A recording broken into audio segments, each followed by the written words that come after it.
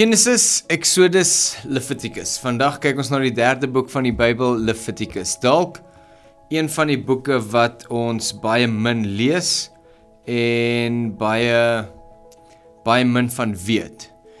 Want dis een van die boeke wat baie informasie het, maar wat ons ook wil sê soms in 'n negatiewe sin lees, want dit behels al die wetlike goed. Moenie dit doen nie, moet dit, mag nie dit doen nie.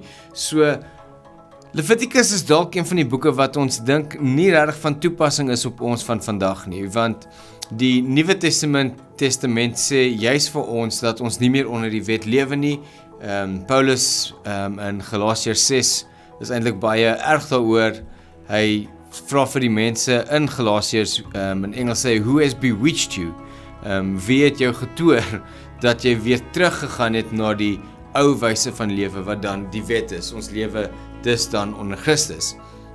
So die vraag dan, as Leviticus die boek van wette is, wat se toepassing het dit op ons vandag? Of wat is die doel van die boek van Leviticus vir ons wat nie Jode is nie? Ons verstaan, vir die Jode is dit baie belangrik, dit vorm deel van die Torah, wat die eerste 5 boeke van die Bybel is, en die Jode is baie erg op die Torah en veral Leviticus, wat dan al jou wette gee. So, waarvoor is Leviticus geskryf? Wat se betekenis sê dit? Wat doen dit vir ons vir vandag? Al hierdie vrae gaan ons probeer hanteer en kyk na, soos ons kyk deur die boek van Leviticus. So, bietjie agtergrond van die boek van Leviticus. Die boek is geskryf na Exodus, na die Israeliete uit Egipte uit is, en ons het laas gekyk wat behels die boek van Exodus. Nou, Leviticus is geskryf in die woestyntyd. Ons vind die Israeliete nou in die woestyn, en die boek Leviticus kry sy naam van die Levites. So dis op 'n manier spesifiek geskryf vir die Levites, maar dit het nie net toepassing op die Levites nie. Nou wat ons sien is in Leviticus is die stamme opgedeel. Ons weet daar's 12 verskillende stamme, die seuns van Israel, en elke stam het hulle spesifieke rol. Dit wat hulle moet voltooi, wat hulle moet doen in hierdie woestyn, en ja, wat hulle rol is in hierdie tydperk op pad na die beloofde land toe. En een van die belangrike tribes wat ons sien in hierdie tyd is die Levites.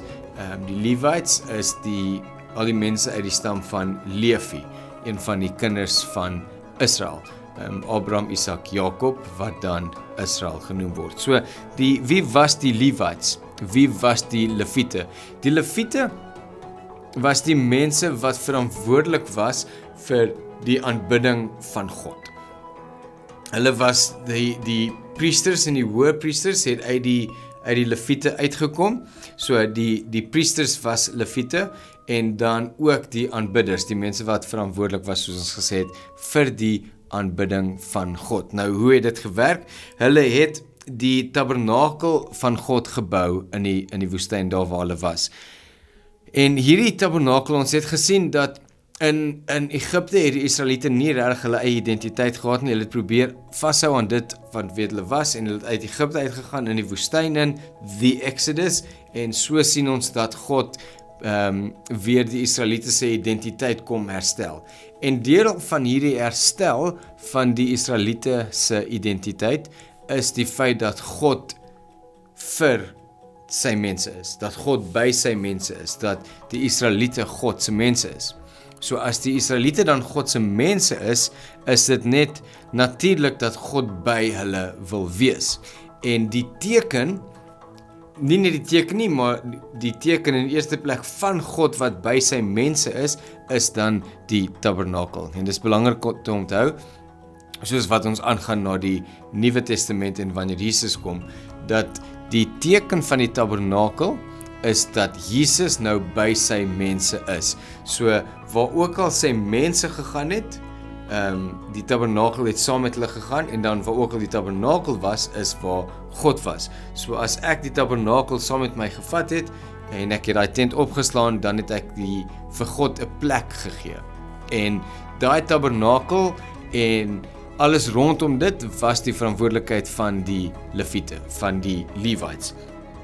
Hulle was die priesters wat in mag gegaan het, maar hulle was ook die mense wat aanbid het in die tabernakel. So Levitikus gaan op 'n manier rondom hulle, maar in 'n broader sense gaan dit oor riglyne van hoe om te lewe, hoe om te aanbid. Wat is dit wat ons moet doen? Wat verwag God in hierdie aanbidding? Hoe moet die Lewiete God aanbid? Of dan as ons dit terugvat na ons tyd, wat nie Lewiete of Jode of Israeliete is nie, is wat is die kern of die belangrike ding in ons aanbidding van God, teenoor God? Nou, in hierdie deel van hierdie aanbidding word dan vorm deel van die Joodse identiteit. Dat hulle word geerken as mense wat God aanbid, want dis God se mense en God wandel saam met hulle. So in hierdie same wandel is daar aanbidding wat daagliks gebeur, en omdat God heeltyd by ons is, die Jode nou in daai tyd, is aanbidding ook deel van ons identiteit en deel van wie ons is. Nou, hoe het hierdie aanbidding gelyk? In die boek van Levitikus sien ons dan ook die introduction of sacrifices. Nou, dis nie die eerste plek in die Bybel wat ons sacrifices sien nie, wat ons sien in Genesis, wanneer Cain en Abel hulle offers aan God gebring het, en die een was aanvaar, en die een was nie aanvaar nie. Dit het in Genesis gebeur. So, dis nie die eerste plek wat ons offers sien nie, maar ons sien in die boek van Levitikus waar offers deel word van die identiteit van 'n aanbidder. Of dan, dit word deel van die identiteit van God se mense. So in Levitikus sien ons dat die offers kry 'n hoë prioriteit van dinge wat moet gebeur. So daar's baie riglyne oor hoe om offers te bring, wat se tipe offers ons mag bring, wat se tipe offers ons nie mag bring nie, wat se offers gaan met wat se feeste, of wat se offers gaan met wat se gedrag. As ek hierdie gedoen het, moet ek hierdie offer bring. As ek iets anders gedoen het, of ek wil iets anders bereik, moet ek hierdie offer bring. En so word offers gehighlight in die boek van Levitikus. Want die offer, soos ons gesê het, word die identiteit van die Jood, of van die Israeliet. En deel van hierdie identiteit is, dit vorm deel van hulle aanbidding, maar ook sien ons dat God introduce, of hy bring iets in, wat interessant is, hy bring in hierdie iets wat kan gebeur, om sonde van ons af oor te dra na iets anders toe. En daai iets anders was dan die offer wat gebring is. So ek het gesondig, ek het hierdie offer gebring, en in hierdie proses van offering, het my sonde, het die dier die scapegoat geword. My sonde het dan dan in die dier gevat, en in die dier se slag het my sonde ook daarmee heen gegaan. Daarom moes die priesters, as hulle in die heilige wou ingegaan het, moes hulle offers gebring het, om seker te maak hulle is rein, want God bly rein, en as ons in die tabernakel, of in die teenwoordigheid van God wil kom, moet ons rein wees. Dis alles wat ons in die boek van Levitikus sien. So dit is wat gebeur in die boek van Levitikus. Ons sien die reëls en regulasies van hoe om te lewe, maar meer in die sin van hoe om te aanbid. Hoe om seker te maak, ek staan reg voor God. Wat kan ek doen om reg te staan voor God? So wat se impak het dit op ons vandag?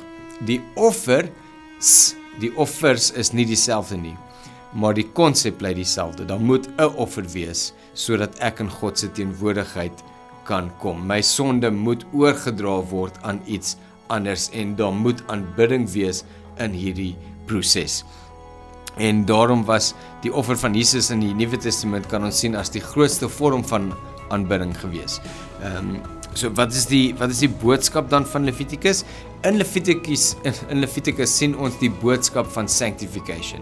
Dit gaan alles oor sanctification, waar ek gereinig word, waar ek gesanctify en gejustify word vir wie ek is op grond van die offer wat geaanvaar is, of dan as die offer nie rein was nie, was die offer nie aanvaar nie, daarom is my sonde nie oorgedra nie, daarom kan ek nie in God se teenwoordigheid inkom nie.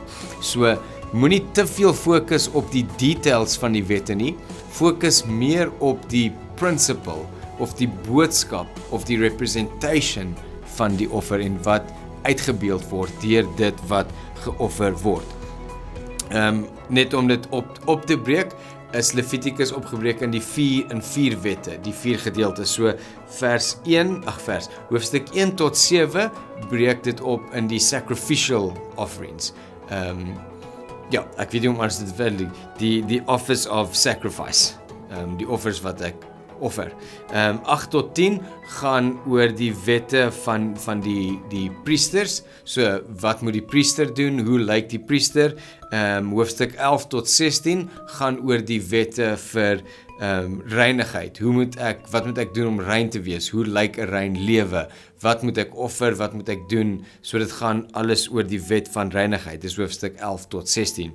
Dan het ons hoofstuk 17 tot 26, wat dan gaan oor die wet van heiligheid, die heiligmaking proses. So dis die 4 wette wat ons sien in Leviticus. The sacrificial laws, the priesthood or the priestly laws, the laws of purity and the laws of holiness. En dan aan die einde van Leviticus sien ons dan die vows, die beloftes wat gemaak word. So, Leviticus, waar gaan Leviticus? Dis geskryf in die tyd van die woestyn, Israeliete in die woestyn, waar die tabernakel opgerig word, waar die Leviete die rol gekry het van priesters en aanbidders en wat moet hulle doen om hierdie rol te vervul. In vandag se tyd is dit 'n foreshadowing van die rol van Jesus, waar Jesus die offer en die hoëpriester is en alles saam, sodat ons gesanctify en reg kan lewe voor God. So ek hoop nou as jy Leviticus gaan lees, is dit bietjie meer oop en jy verstaan bietjie meer hoekom dit geskryf het en hoekom dit nog steeds vandag vir ons belangrik is. En dit is Leviticus.